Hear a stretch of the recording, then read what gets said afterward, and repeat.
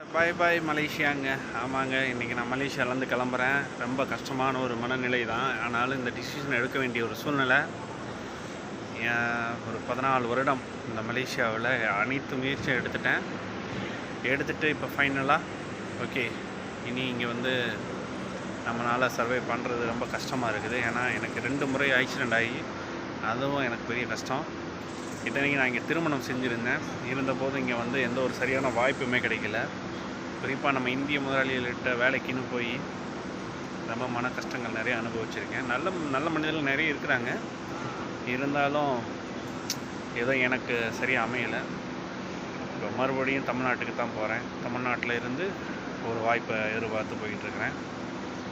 ஆனாலும் என்னுடைய இந்த 14 வருடத்தில் நான் கண்ட அனுபவங்களை உங்கள்கிட்ட தொடர்ந்து நான் ஷேர் பண்ணிக்கிறேன். மலேசியாவில் நான் பார்த்த நல்ல விஷயங்கள், நான் கண்ட கசப்பான அனுபவங்கள், இங்கே திருமணம் செய்யணும் அப்படின்னு நினைக்கிறவங்களுக்கும் நான் தொடர்ந்து என்னுடைய இந்த யூடியூப் சேனல் வழியாக தொடர்ந்து தகவல் பரப்புவேன்.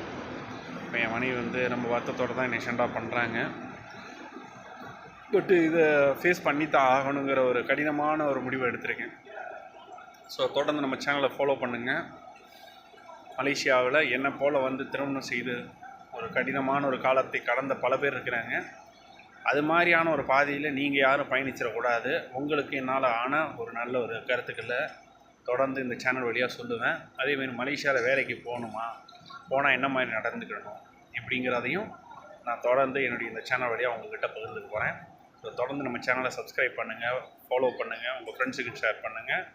மீண்டும் ஒரு நல்ல சந்திப்பில் சந்திப்போம். நன்றி நண்பர்களே.